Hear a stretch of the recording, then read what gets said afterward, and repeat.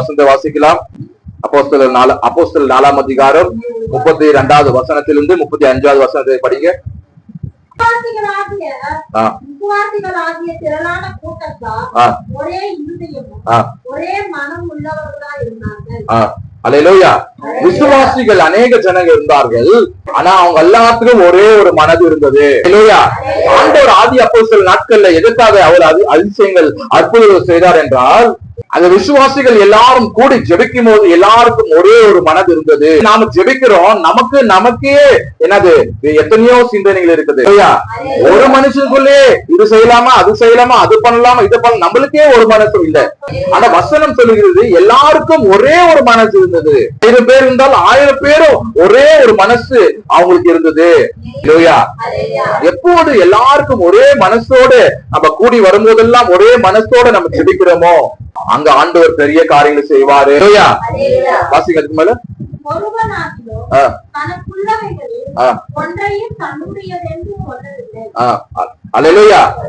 ஆதி அப்போஸ்தலர் நாட்கள்ல திருச்சபையில எப்படி இருந்தாங்க, எதுவுமே இது எந்துதான் இது அப்படின்னு யாரும் அது என்ன பண்ணல, உரிமை கொண்டாடல.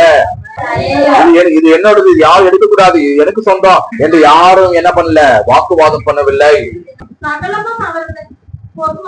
அல்லேலூயா. சகலமும் பொதுவாய் இருந்தது. அந்த இது என்னது அப்படி என்று சொல்லி என்ன பண்ணக்கூடாது, நம்ம எதுவுமே எடுத்து வைக்க கூடாது. எல்லாரும் எப்படி அவங்க வாழ்ந்தாங்க, ஒருத்தருக்கு ஒருத்தர் உதவி, ஒருத்தருக்கு ஒருத்தருக்கு என்ன பண்ணாங்க, கொடுத்து எல்லாரும் என்ன பண்ணாங்க, ஒரே மனசோட அவங்க ஜீவனை பண்ணாங்க. இன்னைக்கு நாமளும் எப்படிப்பட்ட ஆண்டவரை விரும்புகிறாரு, எல்லாரும் ஒரு மனசோடு ஜெபிக்கணும். எல்லாரும் பொதுவாக வாழ்ந்தாங்க அவங்க. அல்லேலூயா. இன்னைக்கு நம்ம சபைகள் பொதுவா வாழுதா?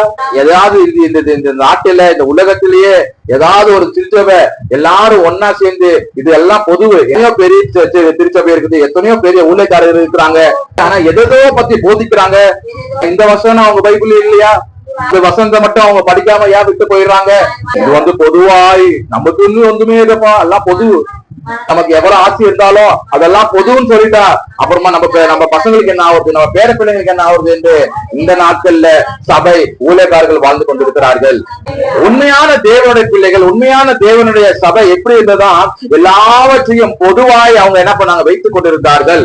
அதைகளை கூட சபை ஆண்டவரை அப்படி மாற்றுங்க. ஆண்டவரை எங்களுக்கு எல்லாவற்றிலும் பொதுவாய் ஆண்டவர் வைத்துக் கொள்ள அப்படியேப்பட்ட இதயத்தை எங்களுக்கு தாங்க ராஜா. ஆதி அப்போஸ்தலர் நாட்கள்ல அந்த பிள்ளைகளுக்கு அந்த இதயத்தை நீங்க கொடுத்தீங்களே, அதே இதையை எங்களுக்கும் நீங்க தாங்க ராஜா.